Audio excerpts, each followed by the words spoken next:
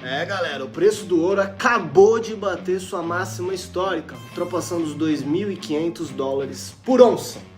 Isso é um marco importante para o mercado de metais preciosos e, claro, tem chamado a atenção de diversos investidores ao redor do mundo, principalmente se a gente pegar os últimos anos, onde a gente tem vivido um período de grande impressão de papel moeda. Nos últimos 5 anos, os Estados Unidos viram um aumento significativo na impressão de dinheiro, especialmente como resposta à crise causada pela pandemia. A estratégia liderada pelo Federal Reserve teve como objetivo injetar liquidez no mercado e, claro, apoiar a economia no momento de grande incerteza que a gente viveu.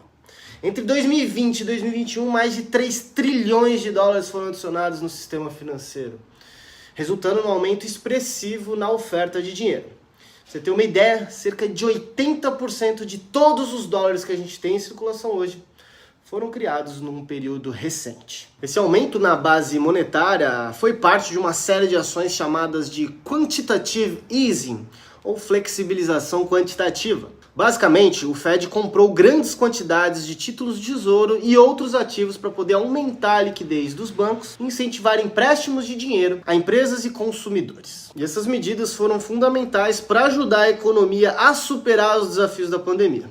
Mas, claro, trouxeram diversas preocupações, especialmente relacionadas a uma palavrinha que nós brasileiros temos muito medo dela: inflação. De fato, vimos a inflação nos Estados Unidos atingir níveis não vistos em décadas, em alguns períodos chegando aí a quase 2 dígitos. Isso acontece basicamente porque, com mais dinheiro circulando na economia e uma oferta limitada de produtos e serviços, claro, agravada por problemas na cadeia de suprimentos que a gente teve na pandemia, tudo isso faz com que os preços dos produtos e serviços tendam a subir.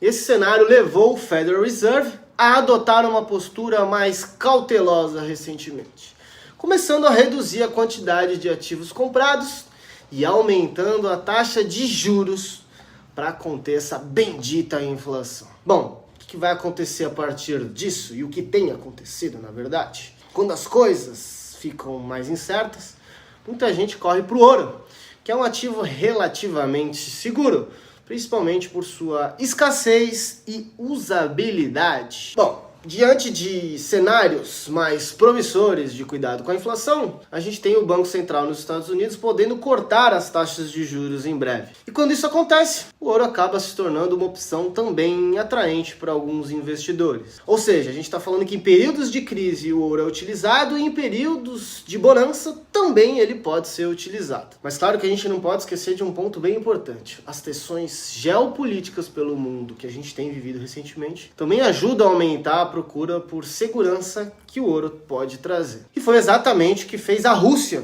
que nos últimos anos acumulou um grande estoque de ouro, especialmente como resposta às sanções do Ocidente que previram que isso aconteceria. Desde 2014, depois da anexação da Crimeia, o Banco Central da Rússia começou a comprar mais ouro. E as reservas do país já passaram de mais de 2.300 toneladas lá em 2022. Isso não só fortalece a segurança econômica da Rússia, mas também ajudou a reduzir a dependência do dólar americano, oferecendo uma alternativa mais estável para o país, pelo menos durante um tempo. Porque a gente sabe que as coisas não andam lá tão bem assim por lá. Bom, a China também entrou nessa mesma linha de raciocínio. O país tem aumentado suas reservas de ouro para diminuir a dependência do dólar e se proteger de possíveis instabilidades econômicas globais. Com mais de 2.000 toneladas de ouro, a China quer garantir que suas reservas sejam mais diversificadas, menos vulneráveis a flutuações econômicas. Além disso, essa estratégia de acumulação de ouro faz parte de um plano maior do governo chinês para fortalecer o yuan e aumentar a influência econômica da China no cenário global. Tanto Rússia quanto China veem o ouro como uma espécie de seguro contra riscos geopolíticos e determinadas incertezas econômicas. Ao estocar ouro, os países buscam mais autonomia econômica e se preparam para enfrentar qualquer turbulência que possa surgir no mercado financeiro global, como a gente viu recentemente. E a história nos dá uma boa perspectiva sobre esse fenômeno. Desde o fim do sistema de Bretton Woods em 1971, quando o dólar deixou de ser lastreado pelo ouro, o valor do metal precioso subiu de menos de $100 por onça para mais de $2.500 por onça nos dias atuais. Esse aumento constante ao longo dos anos demonstra como o ouro tem se valorizado de forma significativa, especialmente em momentos de incerteza econômica. Inclusive, em agosto de 2024, o preço do ouro atingiu um novo recorde. Estamos falando de agora, mês passado, chegando aí a mais de $2.500 por onça, com picos diários até um pouco mais relevante.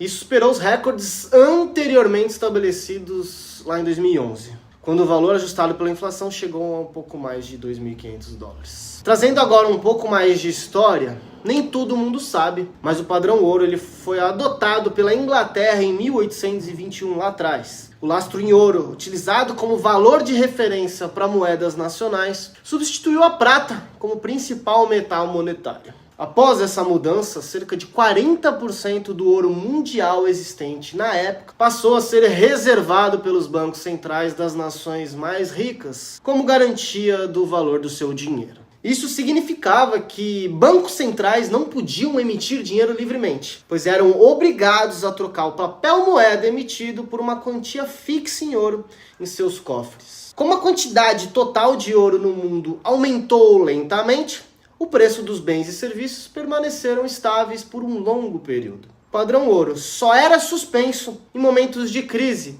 como durante grandes guerras, Primeira Guerra Mundial, Segunda Guerra Mundial, ou então em alguns períodos como a grande crise de 1929. O nível de preços dos produtos consumidos nos Estados Unidos e Inglaterra, as maiores potências da época, permaneceu praticamente estável durante 150 anos antes da Segunda Guerra Mundial, que ocorreu entre 1939 e 1945. Após esse período, a natureza da inflação nesses países mudou consideravelmente, resultando em um aumento constante dos preços dos produtos ano após ano. As drásticas mudanças nas dependências inflacionárias têm origem principalmente na mudança do padrão monetário das economias. Uma variável crucial para determinar o nível de preço é a quantidade de dinheiro em circulação. Praticamente toda a inflação está associada a um aumento explosivo na oferta de moeda na economia, pois o preço do dinheiro, assim como de qualquer outro bem, é determinado pela oferta e demanda. Quando a oferta de moeda aumenta e supera a quantidade de bens produzidos, aqui está um ponto importante, isso geralmente provoca o aumento de preço dos bens e dos serviços, originando a tão falada inflação. Durante os séculos 19 e 20, os Estados Unidos, o Reino Unido e o resto do mundo industrializado, claro, utilizaram o padrão ouro, o que manteve um vínculo estreito entre o preço do ouro e o nível de preço dos produtos e serviços. No entanto, na Grande Depressão de 1929 até a Segunda Guerra Mundial, o mundo mudou para o padrão papel moeda. Em 20 de setembro de 1931, para conter a crise, evitar o pânico bancário e dar liquidez aos bancos, provendo subsídios à população, o governo britânico anunciou que a Inglaterra deixaria de utilizar o padrão ouro. A partir daquele momento, o Banco da Inglaterra não trocaria mais ouro por depósitos ou libra esterlina, a moeda britânica. O governo sustentou que essa medida seria temporária e não tinha intenção de acabar com o padrão ouro, que já era utilizado há mais de 200 anos. Um ano e meio depois, com os mesmos objetivos, os Estados Unidos seguiram o exemplo da Inglaterra, abandonando o sistema de lastro no ouro, e por fim, outros países adotaram a mesma política. Embora o lastro em ouro tenha sido restabelecido em alguns períodos ali pós-guerra, ele não durou muito tempo. A queda definitiva desse sistema nos Estados Unidos ocorreu em 15 de agosto de 1971 e foi acontecendo gradualmente em outras nações ao redor do mundo. Directed Secretary Connally to suspend temporarily the convertibility of the dollar into gold or other reserve assets, except in amounts and conditions determined to be in the interest of monetary stability and in the best interest of the United States. Com a utilização de papel moeda sem lastro no ouro, não há restrição legal de emissão de moeda, o que torna a inflação suscetível a influências políticas e econômicas. A estabilidade dos preços depende da capacidade dos bancos centrais de restringirem o crescimento da oferta de moeda, para combater gastos deficitários e outras forças inflacionárias resultantes nas despesas e regulamentações governamentais. Antes da Grande Depressão de 1929, a inflação ocorria principalmente devido às guerras, insucessos nas colheitas ou grandes crises. O sistema de lastro foi abandonado devido à sua inflexibilidade durante as crises econômicas, especialmente durante o colapso bancário na década de 1930. O papel moeda, quando administrado de forma apropriada, pode prevenir corridas aos bancos e depressões severas, ao mesmo tempo mantendo inflações em níveis moderados. Tiago, esse teu discurso até parece bonitinho. Mas a verdade de tudo, pessoal, é que, como a gente sabe, a política monetária nem sempre é bem administrada pelos governos. E é por isso que o papel moeda, associado a todos os crescimentos de preços ao longo dos anos, tem uma corrida muito estreita entre os dois. Ou seja, quanto mais moeda a gente tem emitida pelos governos, mais inflação a gente tende a ter, já que os governos não tendem a ter um controle muito eficaz aí dos seus gastos. Outro ponto é que toda vez que você tem um ganho de produtividade, você teoricamente poderia compensar essa emissão de moeda. Contudo, o ganho de produtividade ele tem ficado abaixo do nível de emissões de moeda pelo mundo, principalmente quando a gente fala de Brasil. Bom, até aqui você já entendeu alguns fatores históricos e a importância do ouro no cenário global. Mas além do medo da inflação, existem outros fatores importantes que explicam essas máximas históricas que temos visto no preço do ouro. Através dessa tabela aqui, um estudo feito pela BlackRock, uma das maiores gestoras de patrimônio do mundo, a gente pode avaliar aí a quantidade demandada e o fornecimento de ouro em toneladas entre 2012 e 2022. Esses números mostram que a oferta e a demanda por ouro variaram pouco durante esse período, mantendo em média o preço do ouro estável. Além de ser amplamente utilizado em diversas indústrias, o ouro também é altamente demandado como um ativo de proteção, especialmente por grandes nações, como a gente viu até aqui. Sua oferta limitada, combinada com a alta demanda, e uma dinâmica de escassez que contribui para valorizações contínuas do metal. Por isso que quando você tem uma quantidade ofertada muito próximo de uma quantidade demandada, você tem uma estabilidade de preços do ouro.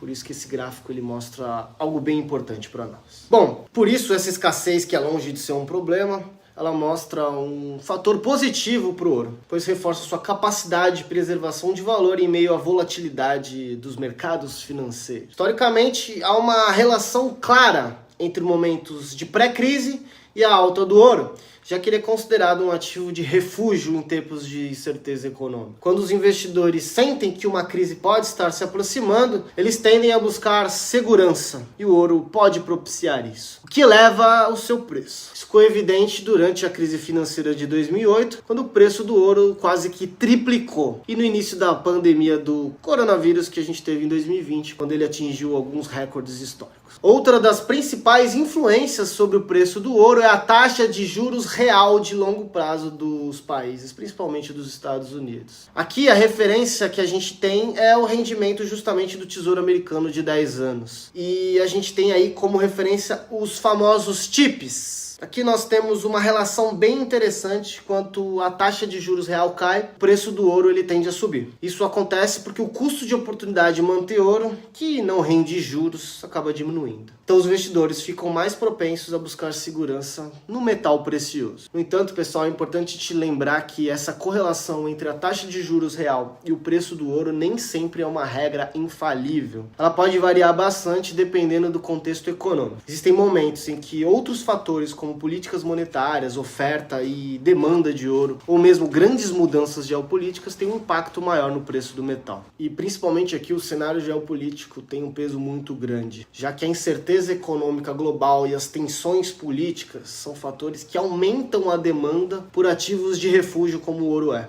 Em momentos de crise, como as guerras e conflitos comerciais, e até mesmo períodos de instabilidades graves em termos econômicos, as pessoas acabam buscando o ouro como uma forma de se proteger, aí, já que o ouro ele é algo físico, algo que existe, algo que te dá lastro, tá? Bom, diversos motivos que discutimos aqui indicam que o preço do ouro pode continuar subindo. Tem espaço sim para crescimento, principalmente se as taxas de juros reais permanecerem baixas ou se a incerteza global em termos geopolíticos se intensificar. O ouro continua sendo um porto seguro em tempos de incerteza econômica e política. Ele atua como uma proteção contra a perda do valor das moedas fiduciárias, as moedas de segurança dos governos e bancos centrais. Inclusive, o ouro ele pode ter impacto em políticas monetárias expansivas ou em crises econômicas. Aí você deve estar se perguntando, como que eu faço para comprar ouro então, Thiago, diante de tudo isso que você está me falando? Existe uma forma bem prática que é através de um ETF chamado IAU. Ele elimina as dificuldades associadas à compra, transporte e armazenamento do ouro. Imagina você comprar ouro e ter que ficar guardando.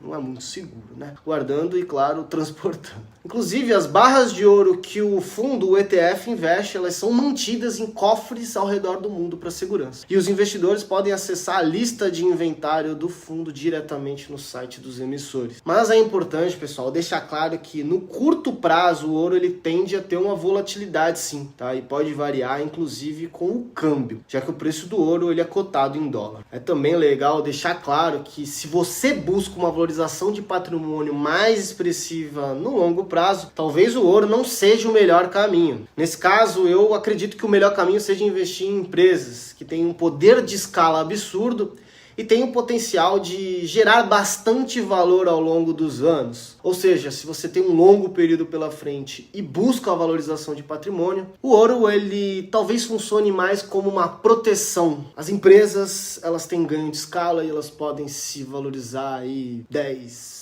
100, enfim, 200 vezes mais em períodos longos, principalmente empresas que têm diferenciais competitivos, tá bom? Então é importante você entender o seu objetivo com cada investimento que você faz na sua carteira. E se você gostou desse conteúdo, não se esqueça de deixar o like nesse vídeo, se inscrever aqui no canal e ativar as notificações para poder ficar por dentro de todos os conteúdos que a gente traz aqui semanalmente no canal, falando principalmente sobre investimentos no exterior, renda passiva em dólar. Eu vou deixar esse outro vídeo aqui na tela falando sobre o ouro digital, como muitos gostam de falar. Será que ele realmente é? Vou deixar aqui na tela para você assistir falando sobre Bitcoin. Tamo junto, um grande abraço e a gente se vê no próximo vídeo.